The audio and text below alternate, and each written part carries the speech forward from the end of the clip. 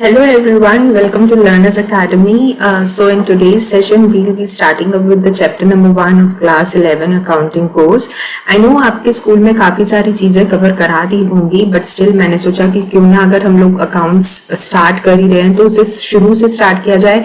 वैसे तो मेरी बहुत सारी अकाउंट्स क्लास 11 की वीडियोस ऑलरेडी अवेलेबल हैं, बट आई थॉट कि सेशन 22-23 के लिए we'll be starting with again from the scratch.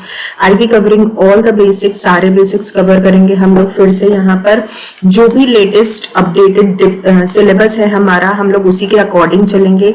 तो वैसे तो आपने क्लास 10th में अभी तक जो भी पढ़ा है, आई नो, बिकॉज देखिए ये इस कोर्स के लिए which is commerce which is class 11 उसके लिए रेलेवेंट नहीं है। हाँ, बेसिक चीजें जो बेसिक नॉलेज होती है वो तो हर जगह पे काम आती है, बट लेकिन अगर आप ऐसे सिर्फ कॉमर्स स्ट्रीम की बात करोगे तो it's all together a new stream for you guys. इसमें सब कुछ बेसिक से है। You will have to understand everything from the basics, तभी आपका क्लास 12th में भी आगे अच्छे से कवर अप हो जाएगा। तो मेरी यही रिक्वेस्ट है आप सबसे कि आप लोग अच्छे से क्लास 11th में पढ़िए ताकि आपके बेसिक्स क्लियर हो जाए, एंड देन क्लास 12th में तो आपके बोर्ड्स हैं वैसे भी। तो फिर चलिए स्टार्ट करते हैं आज का session.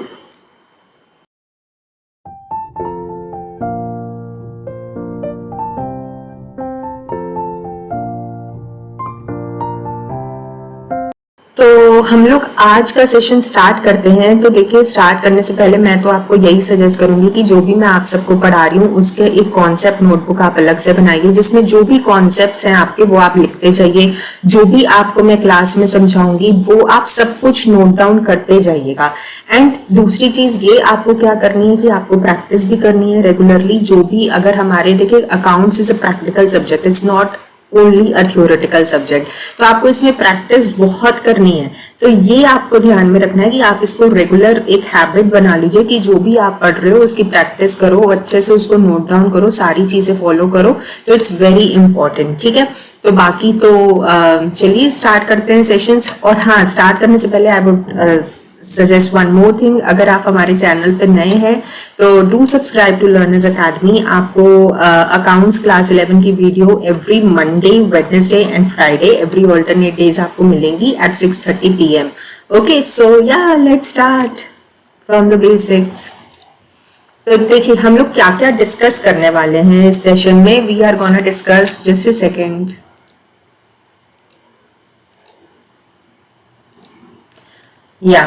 we are going to discuss with meaning, then characteristics क्या होती हैं अकाउंटिंग की, ऑब्जेक्टिव्स क्या है, एडवांटेजेस डिसएडवांटेजेस क्या है, अकाउंटिंग प्रोसेस क्या है, एंड ब्रांचेस ऑफ अकाउंटिंग क्या है। ये सारी चीजें हम लोग डिस्कस करेंगे, ठीक है। तो चलिए स्टार्ट करते हैं। ओके, सो अकाउंटिंग की सबसे पहले तो हम लोग मीनिंग की बात करते हैं कि व्हाट इज अकाउंटिंग। देखिए अकाउंटिंग का मतलब क्या है। अगर आप ऐसे सोचोगे प्रैक्टिकली, डेफिनेशन को अभी भूल जाओ, नहीं अभी डेफिनेशन को हम लोग पढ़ेंगे ही नहीं, मीनिंग को पढ़ेंगे ही नहीं, हम लोग सिर्फ एक जनरल टर्म्स में बात करते हैं अकाउंटिंग क्या है। देखिए अगर आप ने बिजनेस स्टार्ट किया, ठीक है, आप बिजनेस स्टार्ट कर रहे हो एंड आप किसी ना किसी मोटिव से बिजनेस स्टार्ट कर रहे हो, है ना कोई पर्पस है आपका बिजनेस स्टार्ट करने का। और अगर जो बेसिक पर्पस है वो हर बंदे का पर्पस, भाई मेरा तो पर्पस यही है कि मैं प्रॉफिट अर्न करना चाहती हूँ, मुझे मैक्सिमम प्रॉफिट अर्न हो। हाँ, मैं अच्छे प्रोडक्ट्स भी अवेलेबल कराना चाहूंगी। ऐसा नहीं है कि भाई आप खराब क्वालिटी के प्रोडक्ट्स बना रहे हो और आप उसमें से सोचते हो कि आप प्रॉफिट एक्सपेक्ट कर रहे हो लोगों से। सो see the basic criteria behind business, every business is to earn a profit. Now how will it happen? अब आप बिजनेस कर रहे हो, आपने पैसा लगाया, उसमें कैपिटल लगाई, फंड्स तो लगाओगे ना आप अपने बिजनेस में। तो आपने फंड्स लगाए, अब हाउ वुड यू नो कि whatever funds you have invested in your business are generating profits और नॉट। आपने 1 साल हो गए बिजनेस करते हुए, आपको मालूम ही नहीं है कि आपका बिजनेस प्रॉफिट कर रहा है कि नहीं कर रहा है ना। So it's very important to know कि भाई मैंने बिजनेस स्टार्ट किया है, मुझे 1 साल में कितना प्रॉफिट हुआ। चलिए 1 साल ही नहीं, 1 महीने में कितना प्रॉफिट हुआ, मैंने 50,000 लगाए, उसके मुझे रिटर्न क्या मिला है उस 50,000 का, है ना। So it's very important to know all these things. तो वो कैसे होगा? आपने अगर कोई नोटबुक ही नहीं बनाई है अपने बिजनेस की, आपकी डेली की ट्रांजैक्शन हो रही है, आपने कितना पैसा लगाया, आपने कितने का स्टॉक खरीदा। अब आप बिजनेस स्टार्ट कर रहे हो तो आप स्टॉक भी तो परचेज करोगे। आपने स्टॉक परचेज किया है ना, आपने शॉप खरीदी या आपने रेंट पे ली, आपने स्टाफ रखा, बहुत सारी चीजें होती, बहुत सारे खर्चे होते हैं भाई किसी को बिजनेस को चलाने के लिए। अब आपके इतने खर्चे हैं लेकिन आपने इन खर्चों को कहीं नोट डाउन ही नहीं किया। आपने नोट डाउन नहीं किया तो आपको कैसे पता चलेगा कि आपको कितना प्रॉफिट हो रहा है ना? सो इट्स वेरी इंपॉर्टेंट कि अगर आप बिजनेस स्टार्ट कर रहे हो, so you have to make a note of each and every transaction that is occurring in your business, है ना? आपके बिजनेस में जो भी ट्रांजेक्शन हो रही है आप उसे नोट डाउन कर रहे हो। तो अब वो जब आप नोट डाउन करते हो, से फॉर एग्जाम्पल आपने कोई चीज खरीदी, आपने कैश में खरीदी, है ना? आप पैसा दोगे तभी तो चीज आएगी, या आप क्रेडिट पे दोगे। मतलब कहते हैं ना कि हमें चलो भाई उधार पे लेकर आए हम ये सामान, हम 1 महीने के बाद पेमेंट कर लेंगे या 2 दिन के बाद पेमेंट कर लेंगे, अभी मेरे पास कैश नहीं था। तो वो होता है उधार, मतलब कि क्रेडिट पे आप खरीद के लाए। तो ये सारी चीजों को नोट डाउन करना बहुत ज्यादा जरूरी है। ओके, तो जब हम नोट डाउन करते हैं तो मान लीजिए हमने पूरे महीने की ट्रांजैक्शन इस नोटबुक में नोट डाउन कर ली। हमें अगर महीने के आखिरी में पता करना है कि भाई हमारा कितना खर्चा हुआ, यानी कि हमारे कितने एक्सपेंसेस हुए, तो हम ये नोटबुक देखकर पता कर सकते हैं, जो हमने बनाई थी अपने खाते के लिए, हमने अपने बिजनेस के खाते के लिए बनाई थी, है ना? तो वो हम पता कर सकते हैं भाई हमारे कितने एक्सपेंसेस हुए हैं। हमें पता चल जाएगा हमने 10,000 लगाया था यार अपने बिजनेस में, अब हमारा इस बार हम देख रहे हैं कि 15,000 हमारे पास आ गए, हमें 5,000 का तो प्रॉफिट ही हो गया हमारे बिजनेस से, है ना? तो ये चीजें होती है कि हम अपनी ट्रांजेक्शन्स को रिकॉर्ड करते हैं। तो सिर्फ accounting is not limited to recording. तो चलिए हम लोग इसकी बात करते हैं कि व्हाट इज एग्जैक्टली अकाउंटिंग। तो अकाउंटिंग क्या होता है? It is a systematic process of recording. सबसे पहले आप अपनी ट्रांजेक्शन को रिकॉर्ड कर रहे हो कहाँ पे? In the books of accounts. अब वो क्या होता है? वो एक तरीके से रजिस्टर होता है जो आप अपने फर्म के लिए या बिजनेस के लिए मेंटेन करते हो। वैसे तो आजकल सब कुछ डिजिटल हो गया, ठीक है, बट फिर भी अगर आप बैंक्स में जाओगे और भी किसी कंपनीज में जाओगे तो फिर भी दे maintain a very big register for noting down the transactions. एक क्लर्क बैठा होता है, वो सारी ट्रांजैक्शंस को लिख रहा होता है, ठीक है? तो you actually record the transactions, ठीक है? Then classifying is very important. देखिए बहुत इंपॉर्टेंट है क्लासिफाइंग को समझना। क्लासिफाइंग क्या? It is a process of recording and classifying. What is classifying? देखिए आपने बिजनेस स्टार्ट किया गारमेंट्स का, ठीक है, आपने गारमेंट्स का बिजनेस स्टार्ट किया। अब उसमें आपने क्या किया? स्टॉक परचेज किया अपने बिजनेस के लिए, मतलब कि गारमेंट्स जो भी आपके कुछ भी है, मतलब कि आपने ड्रेसेस परचेज करी, कुर्तीज परचेज करी, है ना? आपने बिजनेस में आपने कुर्तीज रखी, तो आपने कैश तो दिया होगा ना, आपके कैश दिया होगा आपने, तभी आपको कोई सामान मिला होगा। आपने स्टाफ को रखा, है ना, उसको आपने सैलरी दी होगी, है ना? तो ये सारी चीजें क्या है? कैश आपके बिजनेस में से जा रहा है। तो इसका मतलब क्या हुआ? कौन सी आपकी कैश की ट्रांजैक्शन है, मतलब कि कितना कैश आपके बिजनेस में से, फर्म में से जा रहा है। आपकी परचेज, अब आप बिजनेस स्टार्ट करते हो तो आप परचेज भी तो करते हो ना, पहले रॉ मटेरियल परचेज किया या स्टॉक परचेज किया, फिर आप उसको आगे सेल भी तो करते हो ना, सेल्स की ट्रांजैक्शन हो गई। फिर आपने किससे माल खरीदा, जो आपको बेच रहा है, तो वो हो गया आपका सप्लायर, है ना? सो ऑल दीज थिंग्स क्या होती है कि ये अलग अलग हमारे हेड्स में डिवाइडेड है। कैश की ट्रांजैक्शन है, परचेज की ट्रांजैक्शन है, सेल्स की अलग ट्रांजैक्शन है ना? तो हम लोग क्या करते हैं? इन सारी ट्रांजैक्शंस को क्लासिफाई करते हैं अलग अलग हेड्स में कि यार हमारी कैश की ट्रांजैक्शन क्या थी, हमारी स्टॉक की ट्रांजैक्शन क्या थी, हमारी सेल्स की ट्रांजैक्शन क्या है बिजनेस से रिलेटेड, है ना? हमने क्लासिफाई कर लिया। अब हमें पता चल सकता है हमारी कैश की कौन सी ट्रांजैक्शन है, स्टॉक क्या है, सेल्स क्या है, ये सारी चीजें हमें पता चल सकती है ना? तो ये इंपॉर्टेंट होता है। अब आप देखते हैं कि चलिए समराइजिंग का मतलब क्या हुआ? थोड़ा मैं इरेज कर देती हूँ, ठीक है? बहुत ऐसे लग रहा है ना खिचड़ी पक गई है सब कुछ एक ही जगह पे लिख दिया है। हाँ देखिए, समराइजिंग का मतलब क्या होता है कि आपने जो भी ट्रांजैक्शंस करी, ये सब आप आगे पढ़ोगे अकाउंट्स में, आगे आने वाले चैप्टर्स में सब आप पढ़ने वाले हो, ठीक है? समराइजिंग में क्या क्या होता है, हम लोग क्या क्या करते हैं ना, इसमें समराइज करने के लिए ट्रांजैक्शंस को ट्रायल बैलेंस बनाते हैं। फिर हम लोग प्रॉफिट एंड लॉस अकाउंट बनाते हैं, फिर हम लोग बैलेंस शीट बनाते हैं। ये सब आप पढ़ने वाले हो इस ईयर में अपने अकाउंट्स के सिलेबस में, तो परेशान मत होइएगा कि ये मैम क्या बोल रही है, profit and loss account, balance sheet, trial balance. वैसे तो मुझे पता है आपने अपनी क्लास में पढ़ाई होगा स्कूल में, क्योंकि भाई सिलेबस स्टार्ट हो चुका है, चैप्टर्स ऑलरेडी कुछ कवर हो गए होंगे, तो बेसिक्स तो आपको मालूम ही हो गया होगा। फिर भी पता अगर हम लोग फिर से पता कर चीजें हमें पता चल जाती है तो वो एक तरीके से अच्छा ही है, हमारे दिमाग में बैठने लगती हैं। तो ट्रायल बैलेंस हम लोग बनाते हैं, फिर हम लोग प्रॉफिट एंड लॉस अकाउंट बनाते हैं, बैलेंस शीट बनाते हैं, मतलब कि हम लोग अपने अकाउंट के स्टेटमेंट्स बनाते हैं, जिससे हमें पता चलता है कि हमारा बिजनेस कैसे परफॉर्म कर रहा है, कितना हमारी फर्म को प्रॉफिट हो रहा है, कितना हमें लॉस हो रहा है, हमारे बिजनेस के कौन कौन सी असेट्स और लाइबिलिटीज है। अब असेट्स और लाइबिलिटीज क्या होते हैं भाई, हमारे पास कितनी संपत्ति है। जैसे अगर आपको हम बोले कि भाई हमारे पास क्या संपत्ति है, हमारा घर हमारी संपत्ति है, हमारी कार हमारी संपत्ति है ना, तो हमारी लाइबिलिटी क्या है, हमने अगर बैंक से लोन लिया तो वो हमारी लाइबिलिटी है। तो ऐसे बिजनेस की क्या होती है, कोई संपत्ति और लाइबिलिटी तो होती है ना। तो अब आप देखोगे कि असेट्स क्या क्या हुए बिजनेस के, जैसे कि लैंड हो गई, बिल्डिंग हो गया, अगर उसकी खुद की है, रेंट पे है तो फिर तो नहीं हो सकती। फिर उसके बाद उसके ऑफिस प्रीमाइसेस हैं, फिर आपका स्टॉक है, फर्नीचर है। भाई बिजनेस आप कर रहे हो तो इतनी सारी चीजें तो रखोगे ही ना आप। तो फिर उसके बाद लायबिलिटी, भाई आपने बिजनेस स्टार्ट किया, आपने कहीं ना कहीं से लोन लिया, आपके पास पैसा नहीं था स्टॉक खरीदने के लिए, आपने लोन लिया, 50,000 थे, आपने 50,000 के स्टॉक खरीदे, लेकिन आपको तो 2 लाख का स्टॉक चाहिए था, अब आपके पास 2 लाख तो है नहीं, आपने लोन लिया, तो वो क्या हो गई आपकी लायबिलिटी। तो उन सारी चीजों को हम क्या करते हैं, उन सब चीजों के लिए बैलेंस शीट बनाते हैं, जिससे हमें पता चलता है कि हमारे पास एट ए टाइम एक पर्टिकुलर डेट पे फर्म के पास कितने एसेट्स और लायबिलिटीज है।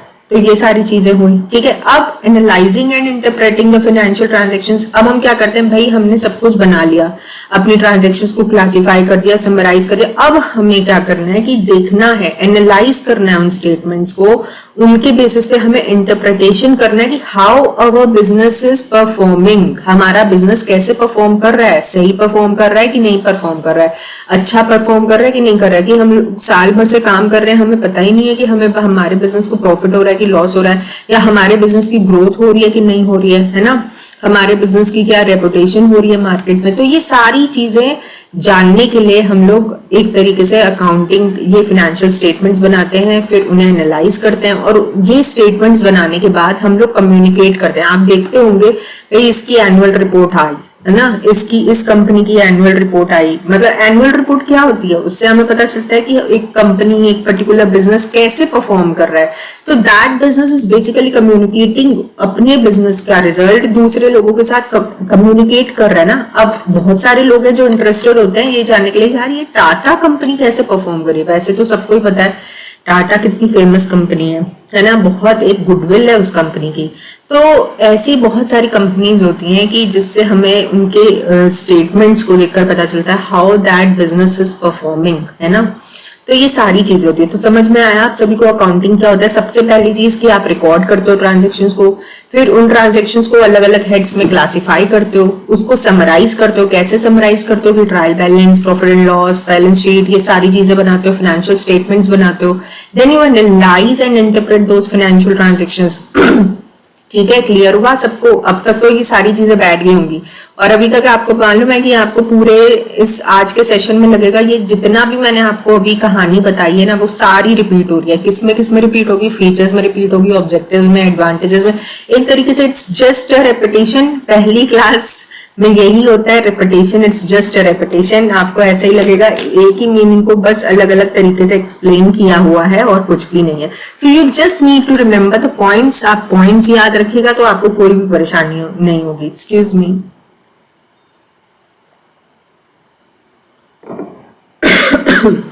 तो चलिए आगे बढ़ते हैं। अब फिर तो ये डेफिनेशन दी हुई है according to the American Institute of Certified Public Accountants. Accounting क्या है? It is art of recording, again it's same, classifying, summarising in a significant manner. अच्छा, एक चीज तो मैंने आपको बताई नहीं, बहुत इंपॉर्टेंट है, इन टर्म्स ऑफ मनी। मतलब कि आप जो भी ट्रांजेक्शन रिकॉर्ड कर रहे हो, it should be in terms of money ना, it has to be in terms of money या फाइनेंशियल कैरेक्टर की होनी चाहिए। जिससे फॉर एग्जांपल आपने परचेजेस की, तो ये आपको अकाउंट्स में नहीं लिखेंगे कि आपके यहाँ गुड्स परचेज किए बहुत अच्छी क्वालिटी के गुड्स से। You have to mention what is amount of the goods, What is the amount of the furniture that you have purchased? What is the amount of the sales that your business has made? So every transaction has to be recorded in terms of money. It cannot be recorded what was the quality of the transaction, what is the quality of the staff. That will be recorded how much salary you are paying to a staff. ठीक है, यही सारी चीजें record होती है. तो ये याद में रखिएगा एकदम ध्यान में कि हम लोग क्या रिकॉर्ड करते हैं इसमें. ठीक है, हम लोग मनी टर्म्स में रिकॉर्ड करते हैं. सबसे ज्यादा इंपॉर्टेंट ही यही है इसमें. तो चलिए आगे बढ़ते हैं ऑब्जेक्टिव्स की तरफ, फीचर्स की तरफ. तो हम लोग सबसे पहला देखिए इसका फीचर क्या है. Identification of financial transactions. ठीक है, आइडेंटिफिकेशन ऑफ फाइनेंशियल ट्रांजैक्शंस जिसकी बात हमने अभी करी थी. ये देखिए सबसे पहले हमें देखना है कि हमारे बिजनेस की कौन कौन सी ट्रांजैक्शंस फाइनेंशियल है. मतलब कि आपने एक स्टाफ को रखा अपने बिजनेस के लिए, तो क्या ये फाइनेंशियल ट्रांजैक्शन हुई? नहीं, it is a non financial transaction. अब आपने स्टाफ को सैलरी पे करी, is it a financial transaction? Yes, it is a financial transaction. ये फाइनेंशियल ट्रांजैक्शन है. क्यों? क्योंकि money is going out of A business. Business से आपके पैसा जा रहा है बाहर. अब आप इसको रिकॉर्ड कर रहे हो, कितनी सैलरी आपने पे करी अपने एम्प्लॉय को, वो आपने रिकॉर्ड करना है. तो आपने रिकॉर्ड कर दिया. स्टाफ की क्वालिटी क्या है, स्टाफ की परफॉर्मेंस क्या है, ये सारी चीजें आप नहीं रिकॉर्ड कर सकते अकाउंटिंग में. ठीक है, क्लियर हुआ आप सभी को. अब measuring the identified transaction in terms of money. अब आपने ट्रांजैक्शन आइडेंटिफाई कर लिया कि we pay salary, we make purchases, we make sales. लेकिन कितना, आपने कितनी सैलरी पे करी, आपने कितने परचेजेस किए, आपने कितनी सेल्स करी, ये सारी चीजें आपको मनी क्या उसका अमाउंट है ये आपको रिकॉर्ड करना है. थर्ड फीचर है, देखिए मैं बहुत ज्यादा इसे डिटेल में नहीं बता रही हूँ, इसको मैं सिर्फ एक वन लाइन में एक्सप्लेन करूँ क्योंकि उतना ही समझना काफी है. बाकी चीजें आप अपने वर्ड्स में लिख लीजिएगा. तो accounting is an art as well as science. इसका क्या मतलब हुआ? देखिए अकाउंटिंग आर्ट हम लोग बचपन से सुन रहे हैं. आर्ट एक सिर्फ ड्राइंग करना नहीं होता है. देखिए art is actually involves many things, जैसे कि परफॉर्मिंग, कोई परफॉर्मेंस दे रहा है, डांस कर रहा है, गाना गा रहा है, सब लोग क्या एक तरीके से आर्टिस्ट ही तो है. सो अब हर एक पर्सन का अगर आप नोटिस करोगे तो परफॉर्म करने का तरीका अलग है. ठीक है, आप ड्राइंग भी कर रहे हो, अलग तरीका है. कोई भी इंसान सेम ड्राइंग करता है क्या? नहीं. कोई भी इंसान सेम कलरिंग करता है? नहीं. अगर आप किसी सिंगर को देखते हो तो वो क्या एक तरीके से गाना गाता है क्या? नहीं. तो हर एक पर्सन का परफॉर्म करने का तरीका अलग है. सिमिलरली अकाउंटिंग में भी कुछ ऐसी चीजें होती है कि वो हर पर्सन अपने अलग अलग ढंग से वो करता है. जैसे आपको मालूम है कि अकाउंट्स में ये मेथड्स ऑफ डेप्रिसिएशन है जो आप आगे पढ़ोगे. ठीक है, आगे पढ़ोगे तो ये मत सोचिएगा यार ये डेप्रिसिएशन मैम क्या बोल रही है, मुझे तो मालूम ही नहीं है. ये पढ़ोगे आप इसी सिलेबस में. और भी बहुत सारी चीजें होती हैं कि प्रोविजन फॉर बैड डेट्स हमें रखना पड़ता है. अब ये क्या चीज है ये भी आगे पढ़ोगे आप. तो मैं अभी डीप में नहीं जाऊंगी क्योंकि अभी हम लोग फिर डाइवर्ट हो जाएंगे, है ना. तो प्रोविजन फॉर बैड डेट्स और भी बहुत सारी चीजें होती है जो इंसान अपने अकॉर्डिंग करता है. अकाउंटेंट भी अपने अकॉर्डिंग कुछ चीजों को अडॉप्ट करता है कि भाई मुझे कौन सा मेथड ऑफ डेप्रिसिएशन यूज करना है, मुझे कितना प्रोविजन फॉर बैड डेट्स रखना है. बैड डेट्स मतलब कि जो अब आपका अमाउंट नहीं रिकवर हो पा रहा है तो उसके लिए आपका बिजनेस जो है कुछ ना कुछ प्रोविजन रखता है कि भाई अगर अमाउंट नहीं रिकवर हुआ तो इतना हमारे पास होना चाहिए फॉर कवरिंग द लॉस. ठीक है, ये सब चीजें हम लोग पढ़ेंगे आगे. So do not get confused. So ठीक है, तो अकाउंटिंग या एक तो आर्ट हुई. साइंस कैसे? साइंस में देखिए ऐसे प्रिंसिपल्स होते हैं जो यूनिवर्सली एक्सेप्टेबल है. ठीक है, यूनिवर्सली एक्सेप्टेड है.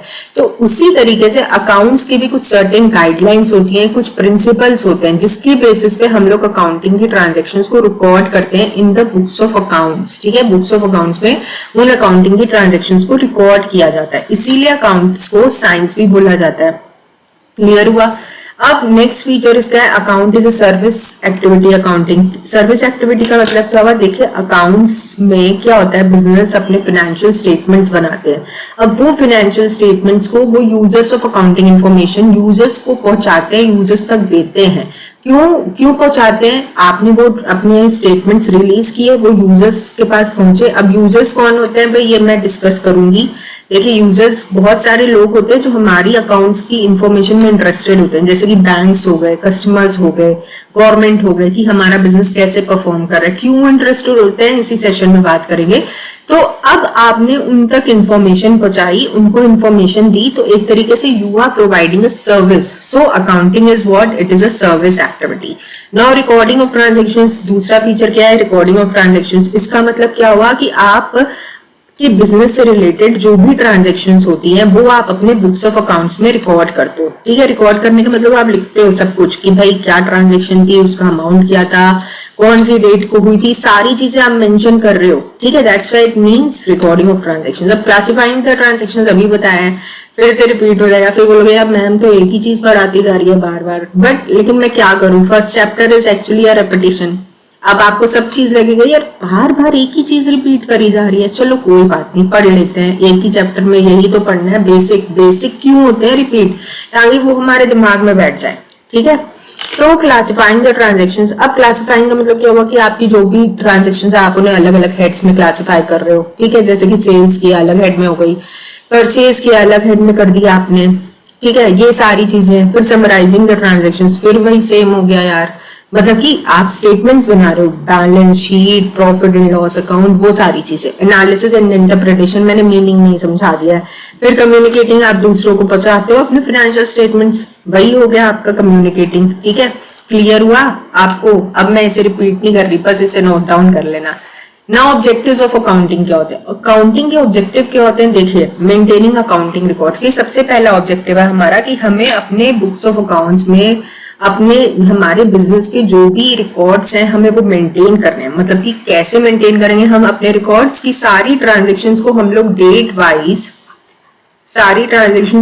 डेट वाइज रिकॉर्ड करते चल रहे हैं, एंड इन डिटेल हम लोग उन सारी ट्रांजेक्शन्स को रिकॉर्ड करेंगे, उनका प्रॉपर नरेशन देंगे कि किस चीज के ट्रांजेक्शन है, कितने अमाउंट की ट्रांजेक्शन है, कब ये ट्रांजेक्शन हुई थी, ताकि हमारी बिजनेस से रिलेटेड जो भी इंफॉर्मेशन है हमें इन अकाउंट्स के थ्रू मिल जाए, हमारे रजिस्टर के थ्रू मिल जाए। ठीक है, डिटर्मिनिंग प्रॉफिट और लॉस, इसका मतलब क्या हुआ? हम लोग ये जानने की कोशिश करते हैं कि हमारे बिजनेस से कितना प्रॉफिट कमाया या कितना लॉस हुआ, प्रॉफिट हो रहा है हमारी फर्म को या लॉस हो रहा है हमारी फर्म को।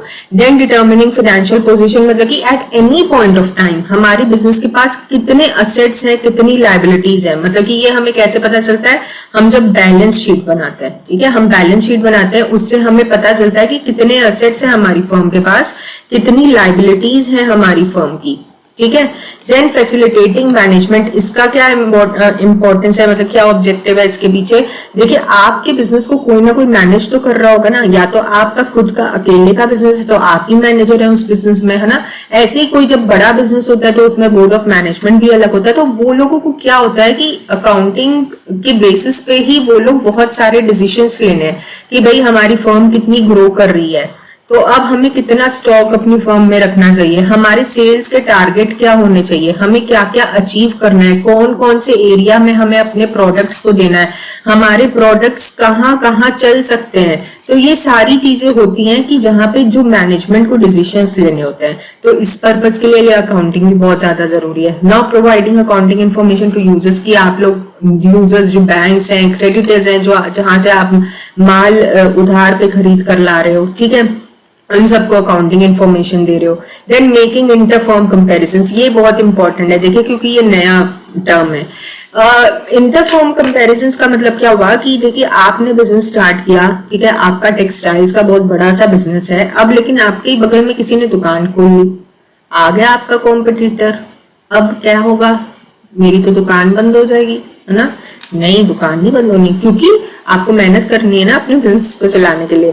तो देखिए क्या होता है कि हम ताकि कंपेयर कर पाए कि हमारी फर्म कैसे कितना अच्छा परफॉर्म कर रही है, वो ज्यादा अच्छा परफॉर्मेंस दे रही है या मेरी फर्म ज्यादा अच्छा परफॉर्मेंस दे रही है। ऐसे ही दूसरी फर्म्स होती है जो एक ही तरीके का काम करती है, हमें कंपेरिजन में इजी होता है कि हम किस फर्म की परफॉर्मेंस ज्यादा अच्छी है। कैसे पता चलेगा? फाइनेंशियल स्टेटमेंट्स के थ्रू पता चलेगा, कितना प्रॉफिट कमाया, कितना लॉस हुआ, कितनी कॉस्ट लगी, ये सारी चीजों के लिए हम इन अकाउंटिंग इंफॉर्मेशन के बेसिस पे हम इन कंपैरिजंस को कर पाते हैं कि कौन सी फर्म ज्यादा अच्छा परफॉर्म करी। अच्छा, खुद की भी फर्म के भी परफॉर्मेंस को आप कंपेयर कर सकते हो। कैसे कि आपने देखिए 2019 में क्या था, 2019 में आपकी फर्म ने कितना प्रॉफिट कमाया? 4 लाख का प्रॉफिट कमाया। 2020 में आपने कितना प्रॉफिट कमाया? 8 लाख का प्रॉफिट कमाया। अब क्या हुआ? ग्रोथ हुई कि नहीं हुई, है ना। तो आपको अपने अकाउंट्स के बेसिस पे पता चलेगा ना कि आपकी फर्म ने कितनी ग्रोथ करी है। क्लियर हुआ गाइस आप सभी को? किसी को कोई भी कंफ्यूजन, कोई डाउट? तो चलिए अब नेक्स्ट पॉइंट पे पहुंचते हैं, एडवांटेजेस क्या होती हैं इसकी। ठीक है, एडवांटेजेस की बात करते हैं। अभी तक तो आपको सबको समझ में आ गया होगा भाई कि एडवांटेजेस क्या होती हैं। देखिए, फाइनेंशियल इंफॉर्मेशन अबाउट बिजनेस, ये वही चीज है कि हम लोग दूसरों तक अपनी फाइनेंशियल इंफॉर्मेशन पहुंचाते हैं, ये तो बहुत बड़ी एडवांटेज है। फिर असिस्टेंस टू मैनेजमेंट की, आपके मैनेजमेंट जो है इसके अकाउंटिंग इंफॉर्मेशन के बेसिस पे सारे डिसीजंस ले सकते हैं, सारे फैसले कर सकते हैं कि उन्हें अपनी फर्म के लिए क्या क्या चेंजेस करने हैं, क्या क्या ग्रोथ करने हैं, क्या हमारे ग्रोथ टारगेट्स होंगे, हमें कौन कौन से प्रोडक्ट्स रखने हैं, क्या हम अपने बिजनेस के में डाइवर्सिफिकेशन कर सकते हैं कि नहीं, कैसे ये डिसाइड करेंगे। देखिए, आपके पास पहले एक ही प्रोडक्ट था, आपने एक प्रोडक्ट लॉन्च किया, अब आपका वो प्रोडक्ट बहुत ज्यादा चल गया, उसकी बेसिस पे आपको बहुत प्रॉफिट हुआ। अब ये कैसे पता चलेगा प्रॉफिट हुआ? क्योंकि आपने फाइनेंशियल स्टेटमेंट्स बनाए। अब आपने फाइनेंशियल स्टेटमेंट्स बनाए, उसके बेसिस पे आपको पता चला कि भाई बहुत प्रॉफिट हुआ है, अब हम लोग एक और प्रोडक्ट लॉन्च कर सकते हैं, नेक्स्ट प्रोडक्ट। ठीक है, तो आपने क्या किया, नेक्स्ट प्रोडक्ट लॉन्च करने का डिसीजन मैनेजमेंट ले लिया।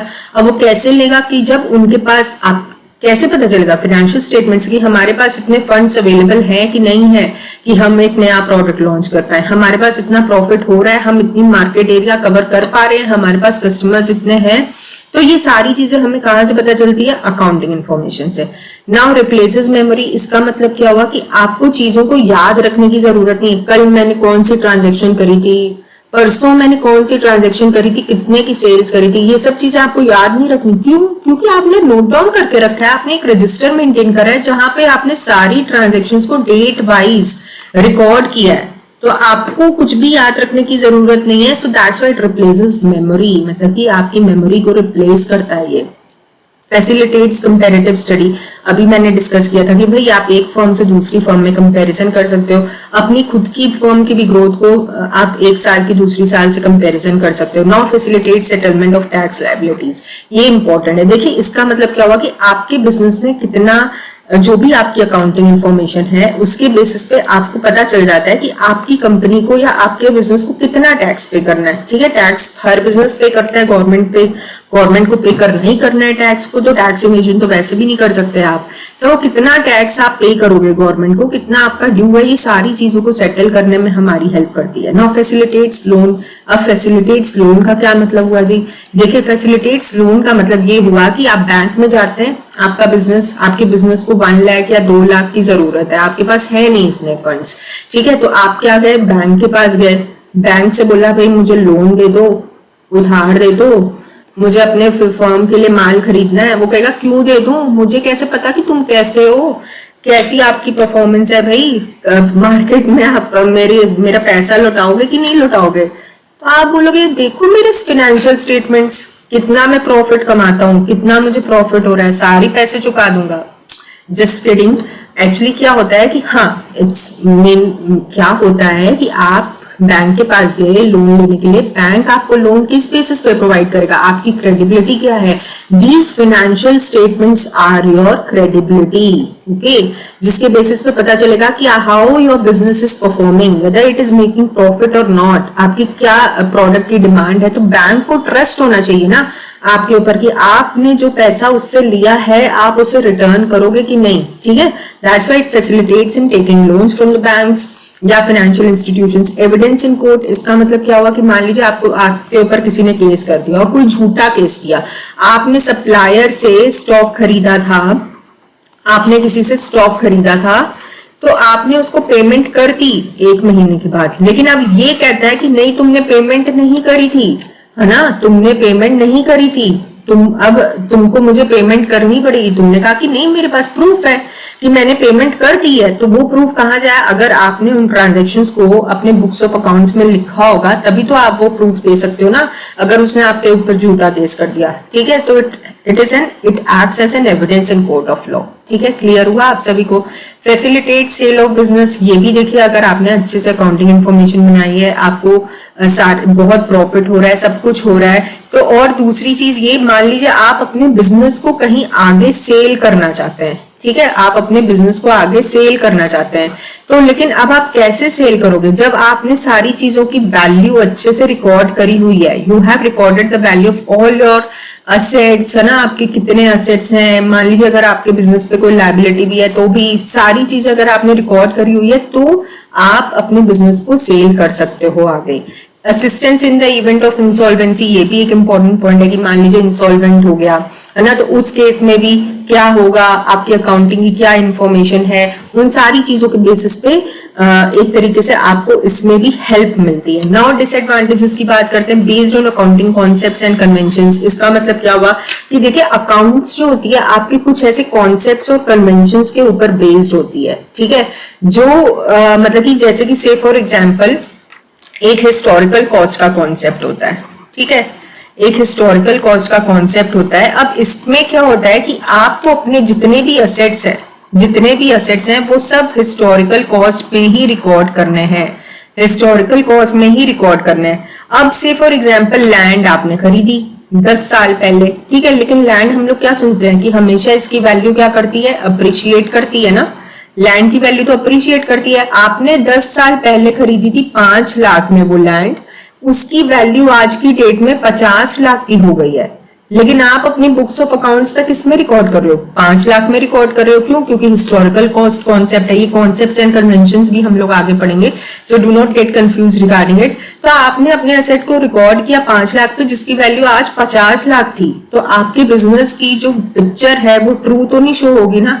अब आपको एक तरीके से जो 45 लाख का एक्स्ट्रा अमाउंट है वो नहीं शो कर रहे हो आप शो करो कि आपने 5 लाख में ही खरीदी थी।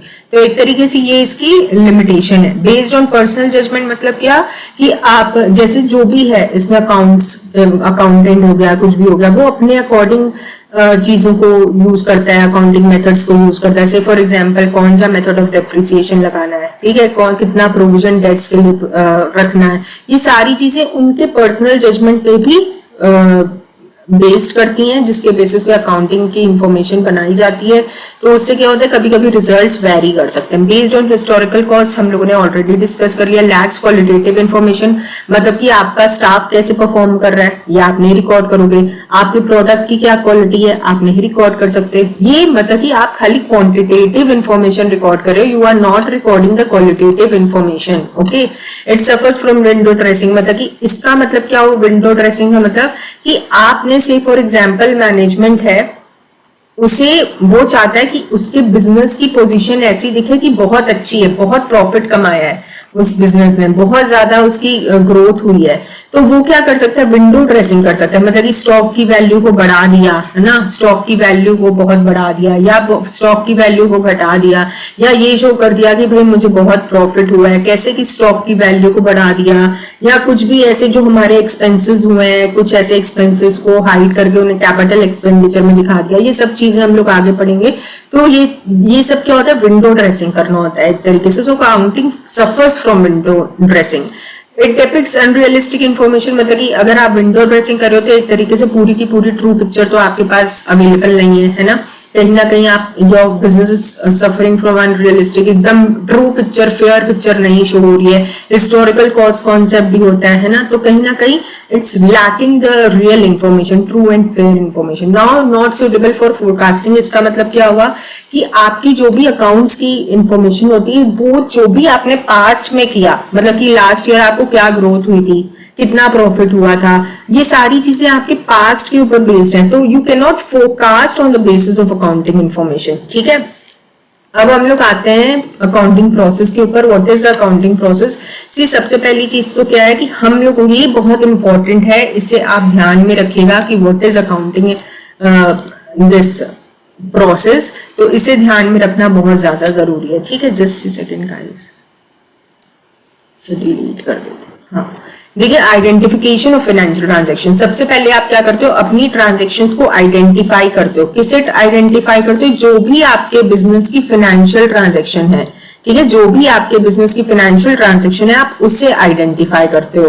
फिर after identifying what do, you record those transactions in the books of account. आपने आइडेंटिफाई कर दिया कितने अमाउंट की है वो भी आइडेंटिफाई कर दिया, अब आप उसे क्या करोगे, अपने बुक्स ऑफ अकाउंट्स में रिकॉर्ड करोगे। आफ्टर दैट यू क्लासिफाई, मतलब आप उसे अलग अलग हेड्स में डिवाइड करते हो, अलग अलग उसके अकाउंट्स बनाते हो। से फॉर एग्जांपल आपने सेल्स का अकाउंट अलग बनाया, परचेज का अकाउंट अलग बनाया, कैश का अकाउंट अलग बनाया, तो ये सारी चीजों में आप क्लासिफाई कर दो। देन यू समराइज, मतलब कि आपने बैलेंस शीट बनाई, आपने trading and profit and loss account बनाया, जिसके बेसिस पे हमें पता चलता है हमारे फर्म को कितना प्रॉफिट हो रहा है। Then you analyse and interpret how your business is performing and then you communicate it to users. Now again it's a repetition, so I won't be discussing that. Now the last thing that I will be discussing in today's session will be branches of accounting. ठीक है, ये बहुत important है।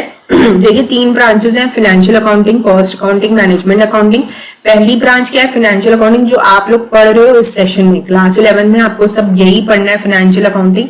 तो इसमें क्या होता है कि आपने, it basically deals with the maintenance of books of accounts to determine the financial performance and financial position of the business. मतलब कि आपके बिजनेस कितना कैसे परफॉर्म करे, मतलब यहाँ पे आप प्रॉफिट एंड लॉस अकाउंट बनाओगे, बैलेंस शीट बनाओगे, जिससे आपको पता चलेगा आपकी फर्म के पास कितने असेट्स हैं, कितनी लायबिलिटीज हैं। Then cost accounting, it deals with recording the cost with the objective of ascertaining, reducing and controlling cost. Cost accounting में क्या होता है, देखिए ये सारी चीजें ये इसलिए बेसिकली इंपॉर्टेंट होती है कि आपके बिजनेस में जो प्रोडक्ट्स बन रहे हैं तो आपको उस पर कितनी कॉस्ट लग रही है, ठीक है, कितना कॉस्ट, आपका कितना खर्चा आ रहा है। क्योंकि आप क्या करोगे, आप यही कोशिश करोगे ना कि आप कम से कम कॉस्ट लगाओ, है ना, कम से कम कॉस्ट लगाओ ताकि आपको ज्यादा से ज्यादा प्रॉफिट हो। अगर आप ज्यादा से ज्यादा पैसा ही खर्च कर दोगे, अगर आप इनपुट में ही इतना लगा दोगे तो आपको उसका आउटपुट कैसे मिलेगा, है ना, आपको बहुत ज्यादा प्रॉफिट तो मिलेगा नहीं।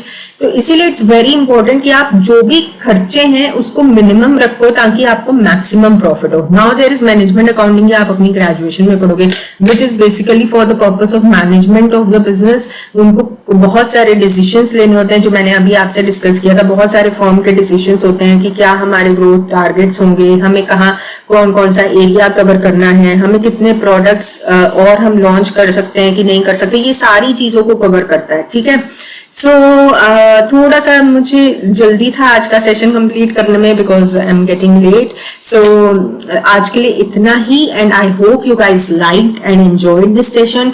अगर आप हमारे चैनल पर नए हैं तो लर्नर्स एकेडमी को जरूर सब्सक्राइब करिए, अपने फ्रेंड्स के साथ शेयर करिए मेरी वीडियो को। अगर अच्छी लगे तो वीडियो लाइक भी कर दीजिएगा एंड एक छोटा सा कमेंट कर दीजिएगा भाई कैसी लगी आपको वीडियो। एंड या thank you so much for joining in the session, thank you so much for visiting Learners Academy and happy learning. Thanks a lot.